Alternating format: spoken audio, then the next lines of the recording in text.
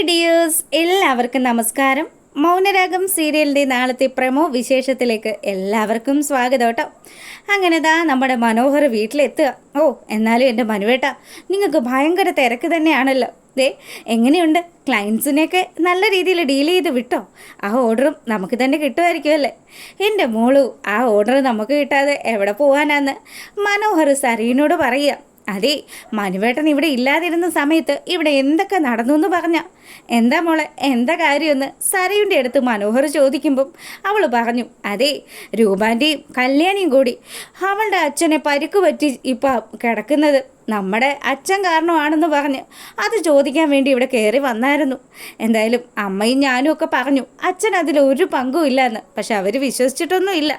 അതും പോരാഞ്ഞ് ഇന്ന് കല്യാണി വീട്ടിലേക്ക് വന്നു. എന്തായാലും ആ സേനൻ എന്ന് പറയുന്നവന് എവിടുന്നോ നല്ല തല്ല് കിട്ടിയിട്ടുണ്ട്. അതിനൊക്കെ കാരണക്കാരൻ ആരാണെന്നോ? ഈ കാർത്തിക എന്ന് പറയുന്നവളുടെ ഏട്ടന ചെന്നൈയിലുള്ള ഗംഗാപ്രസാദ് എന്നവൻ്റെ പേര്. അങ്ങനെയാണല്ലേ കാര്യങ്ങളെന്ന് മനോഹർ പറഞ്ഞു. എന്തായാലും അവൾ വന്നിട്ട് 2-3 ഡയലോഗുകളൊക്കെ അടിച്ചിട്ടാണ് പോയിരിക്കുന്നത്. എന്തൊക്കെ പ്രതിസന്ധികളുണ്ടായാലും കാർത്തികയെ അവൾ സംരക്ഷിക്കുമെന്ന് അച്ഛനോട് പറഞ്ഞത്. അവൾ പോയതിന് ശേഷം വിശദമായിട്ട് ഞാൻ അച്ഛനോട് കാര്യങ്ങളൊക്കെ ചോദിച്ചു മനസ്സിലാക്കി. എന്തായാലും കാർത്തിക എന്ന് പറയുന്നവളുടെ പേരിലുള്ള സ്വത്തുക്കളിലാണ് ആ ഗംഗാപ്രസാദിന് കണ്ണുള്ളത്. പിന്നെ മനുവേട്ടനെ അറിയാമല്ലോ, കല്യാണി എന്ന് പറയുന്നവളും കിരണിൻ്റെ സ്വത്തുക്കൾ മോഹിച്ചാണല്ലോ അവൻ്റെ ഭാര്യയായത് തന്നെ. എന്തായാലും മനുവേട്ട, ഇവരൊക്കെ ഇങ്ങനെയായി പോയത്. നമ്മളെപ്പോലെ ആത്മാർത്ഥമായിട്ടുള്ള സ്നേഹമൊന്നും ഇവർക്കാർക്കും തമ്മിലില്ലല്ലോ. അത് ശരി തന്നെയാ മോളെ, നിന്നെ ഞാൻ ആത്മാർത്ഥമായിട്ട് സ്നേഹിച്ച് കൊല്ലുകയല്ലേ എന്ന് മനോഹർ അങ്ങനെ മനസ്സിലാലോചിച്ചതും അവൻ പറഞ്ഞു, എന്നാൽ ഒരു കാര്യം ചെയ്യാം, ഞാൻ നിൻ്റെ അച്ഛനെ പോയിന്ന് കാണട്ടെ, എങ്ങനെയുണ്ട് എന്താണെന്നൊക്കെ ഒന്ന് അറിയണമല്ലോ. അതെന്തായാലും നന്നായി മനുവേട്ട. അങ്ങനെ നമ്മുടെ മനോഹർ രാഹുലിൻ്റെ അടുത്തേക്ക് ചെല്ലുക. അപ്പം രാഹുലിനാണെങ്കിലോ മനോഹറിനെ കണ്ടപ്പോൾ തീരെ അങ്ങ് പിടിക്കുന്നൊന്നുമില്ല. എവിടെയായിരുന്നു 2-3 ദിവസമായിട്ട്? ഞാനേ പുതിയതായിട്ട് കല്യാണം കഴിക്കാൻ പോകുന്ന പെണ്ണുമായിട്ട് ഒന്ന് കറങ്ങി. പിന്നെ വേറെ 1-2 പരിപാടികൾ കൂടി ഉണ്ടായിരുന്നു. കല്യാണം ഇങ്ങ് അടുത്തേ. കല്യാണത്തിൻ്റെ കാര്യം പറഞ്ഞപ്പോഴാ, അല്ല എന്താണ് കല്യാണത്തിന് ശേഷം നീ എൻ്റെ മോളെ ഉപേക്ഷിച്ച് ഇവിടുന്ന് പോകുമെന്ന് ചോദിക്കുകയാണ് രാഹുൽ. അത് കേട്ടതും ശരിക്കും നമ്മുടെ മനോഹർ പറഞ്ഞു, അങ്ങനെ ഒഴിഞ്ഞു പോകണമെങ്കിൽ ഇയാൾ എൻ്റെ തന്തപ്പടിയുടെ വേഷം നല്ല കാര്യമായിട്ടങ്ങ് കൈകാര്യം ചെയ്തേക്കണം. അതൊക്കെ ഞാൻ വേണ്ട വിധം ഫലിപ്പിച്ചോളാം. പക്ഷേ എനിക്കൊരു ഉറപ്പ് കിട്ടണം, ഈ വിവാഹത്തോടു കൂടി നീ ഈ ഏരിയയിലേക്ക് വരരുതെന്ന്. അത് ഞാൻ ആലോചിക്കുന്നുണ്ട്. നിങ്ങളുടെ മോളോട് എനിക്ക് വലിയ സ്നേഹമൊന്നും ഇല്ലാന്നേ. അവളെ ഒഴിവാക്കിയിട്ട് പകരം ആ വന്ദനയെ കല്യാണം കഴിച്ചു കഴിഞ്ഞാൽ പിന്നെ ഞാൻ സേഫാണ്. എനിക്ക് പിന്നെ പണിയെടുക്കാതെ ജീവിക്കാം. അത്ര കണക്ക് സ്വത്തുക്കൾ അവൾക്കുള്ളത്. അതെന്തായാലും നന്നായി. പിന്നെ അഭിനയത്തിൻ്റെ കാര്യം നിങ്ങൾ മറക്കരുത്. അപ്പം ആ കാര്യങ്ങളൊക്കെ ഏറ്റതിന് ശേഷം മനോഹർ അവിടുന്ന് പോവുക. അങ്ങനെ ആ ഒരു സീൻ കഴിയുമ്പം നമ്മുടെ കാർത്തികയെ കാണിക്കുക കേട്ടോ. കാർത്തിക ഗംഗാപ്രസാദുമായിട്ട് സംസാരിച്ച കാര്യങ്ങൾ മുഴുവനും ഓഫീസിലെത്തിയതിന് ശേഷം നമ്മുടെ ലക്ഷ്മിയമ്മയോട് ഷെയർ ചെയ്തുകൊണ്ടിരിക്കുക. അപ്പോൾ ലക്ഷ്മിയമ്മ പറഞ്ഞു, മോളെ, അവൻ ഭയങ്കരനാണെന്ന് നിനക്കറിയാലോ. നിനക്ക് 15 വയസ്സ് പ്രായമുള്ളപ്പോൾ മാത്രം അവൻ എത്രമാത്രം ക്രൂരതയാണ് നിന്നോട് കാണിച്ചത്. അവൻ അന്ന് അടിച്ചില്ലായിരുന്നെങ്കിൽ എൻ്റെ മോളെ എനിക്കിന്ന് ഈ അവസ്ഥയിൽ കാണേണ്ടി വരില്ലായിരുന്നല്ലോ. ലക്ഷ്മി അമ്മ വളരെ സങ്കടത്തോടു കൂടി ഈ കാര്യങ്ങളൊക്കെ പറയുമ്പം കാർത്തിക പറഞ്ഞു, അമ്മേ, എനിക്കധികം നാളില്ലാന്ന് എനിക്ക് വളരെ വ്യക്തമായിട്ടറിയാം. അങ്ങനെ ഞാൻ മരിക്കുകയാണെങ്കിൽ പോലും അച്ഛന് ഞാൻ കൊടുത്ത ഒരു വാക്കുണ്ട്, ആ വാക്ക് ഞാൻ പാലിച്ചിരിക്കും. ഒരു കാരണം വെച്ചാലും അച്ഛൻ കഷ്ടപ്പെട്ട് സമ്പാദിച്ച ഓരോ തരി സ്വത്ത് പോലും അവന് ചെന്ന് ചേരില്ല. എല്ലാം കിരണിൻ്റെയും കല്യാണിയുടെയും പേരിലേക്ക് മാറ്റണമേ. എത്രയും പെട്ടെന്ന് അത് ചെയ്യണം. മോളെ, അതൊക്കെ നീ ആലോചിച്ചിട്ട് തന്നെയാണോ ചെയ്യുന്നത്? അതെ അമ്മേ, ഗംഗാപ്രസാദ് എന്ന് പറയുന്ന എൻ്റെ ഏട്ടൻ എന്തായാലും എന്നെ കൊല്ലുമെന്നുള്ള കാര്യത്തിൽ ഒരു സംശയമില്ല. അതുകൊണ്ട് തന്നെ അവൻ എന്നെ കൊല്ലുന്നതിന് മുന്നേ എനിക്ക് ഈ സ്വത്തുക്കൾ മുഴുവനും എൻ്റെ കല്യാണിയുടെ പേരിലേക്ക് ആക്കണം. എന്നാൽ മാത്രമേ എനിക്ക് സമാധാനമായിട്ട് മരിക്കാൻ പറ്റുള്ളൂ. മോളെ, നീ ഇല്ലെങ്കിൽ ഈ അമ്മയ്ക്ക് ആരോ ഉള്ളതെന്ന് ലക്ഷ്മിയമ്മ ചോദിക്കുക. അമ്മ വിഷമിക്കേണ്ട അമ്മേ, എന്നെ പോലെ തന്നെ എൻ്റെ കല്യാണി അമ്മയെ പൊന്നുപോലെ നോക്കും. എന്നാലും മോളെ, നീ ഇങ്ങനെയൊന്നും പറയരുതെന്നൊക്കെ പറഞ്ഞ് ലക്ഷ്മിയമ്മ കാർത്തികയെ സമാധാനിപ്പിക്കുമ്പം കാർത്തിക പറഞ്ഞു, ഒന്നെങ്കിൽ അവൻ എന്നെ കൊല്ലും, അല്ലെങ്കിൽ എൻ്റെ അസുഖം എന്നെ കീഴ്പ്പെടുത്തും. ഇതിലേതെങ്കിലും ഒന്ന് സംഭവിച്ചല്ലേ പറ്റുള്ളൂ. എന്തായാലും അമ്മ വിഷമിക്കാതെ നമുക്ക് ബോൾഡായിട്ട് തന്നെ മുന്നോട്ട് പോവാമെന്ന് പറഞ്ഞ് അവളവിടെ അങ്ങനെ ഇരിക്കുക.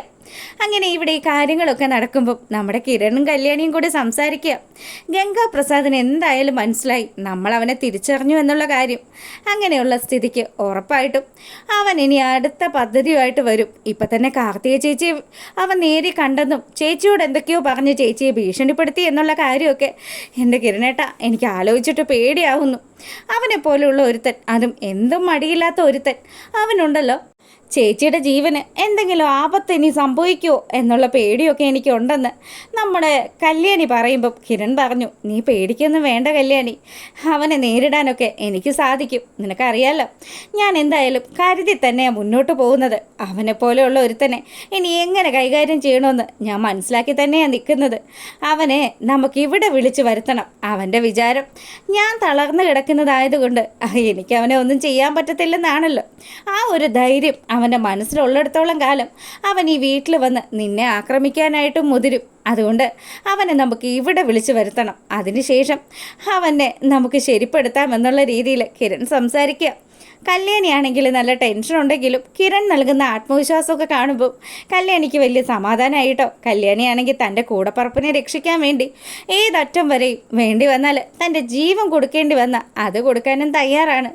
അങ്ങനെ അവൾ ആ കാര്യങ്ങളൊക്കെ സംസാരിച്ചു കൊണ്ട് നിൽക്കുമ്പോഴാണെങ്കിലോ നമ്മളെ കാണിക്കുന്നത് നമ്മുടെ ഗംഗാപ്രസാദിനെയും വിക്രത്തെയുമാണ്. അപ്പം രണ്ടുപേരും കൂടി ചേർന്ന് ഇന്ന് രാത്രി തന്നെ ആ കല്യാണിയെ അങ്ങ് തീർക്കണം. എന്തായിരുന്നു കാർത്തികയുടെ പ്രകടനം? കാർത്തികയ്ക്ക് ഇപ്പോഴും ഒരു പ്രശ്നവുമില്ല. ഞാൻ അത്രയൊക്കെ അവളോട് സംസാരിച്ചു. അവൾ മരിക്കുമെന്ന് ഉറപ്പുണ്ടായിട്ട് പോലും അവൾ ആ കല്യാണിയും കിരണിനെയും ഞാൻ എന്തെങ്കിലും ചെയ്യുമെന്ന് പറഞ്ഞിട്ട് പോലും അവൾക്ക് യാതൊരുവിധ പേടിയുണ്ടായില്ല. അങ്ങനെയുള്ള അവളെ ഉണ്ടല്ലോ ചുമ്മാ വിടാൻ പറ്റുമോ വിക്രം? ഒരിക്കലും പറ്റില്ല ചേട്ടാ. ചേട്ടൻ എന്ത് ചെയ്താലും ചേട്ടൻ്റെ ഒപ്പം ഞാനുണ്ടാവും. ചേട്ടൻ ആ കാര്യം ആലോചിച്ച് ടെൻഷൻ അടിക്കുകയേ വേണ്ട. അപ്പം ഇവൻ ഇങ്ങനെയൊക്കെ സപ്പോർട്ട് ചെയ്ത് പറയുമ്പോൾ ഗംഗാപ്രസാദ് പറഞ്ഞു, അതിന് കാർത്തികയ്ക്ക് നോക്കണമെങ്കിൽ ഉറപ്പായിട്ടും അവൾ അത്രയധികം സ്നേഹിക്കുന്ന അവളുടെ കൂടപ്പുറപ്പായിട്ടുള്ള കല്യാണിക്ക് നോക്കണം. അങ്ങനെയാണെങ്കിൽ ഇന്ന് രാത്രി തന്നെ അവളുടെ വീട്ടിൽ കയറണം. അയ്യോ അത് ഭയങ്കര റിസ്ക് ആവില്ലേ ചേട്ടാ? ഇപ്പം അവൾ എല്ലാ കാര്യങ്ങളും മനസ്സിലാക്കിയ സ്ഥിതിക്ക് ഉറപ്പായിട്ടും അവൾ എന്തെങ്കിലും കരുതലോട് കൂടി ആയിരിക്കില്ലേ ഇരിക്കുക. അവിടെ എന്ത് കരുതാനാ? അവളുടെ ഭർത്താവായിരുന്നു അവളുടെ ഏറ്റവും വലിയൊരു ബലം.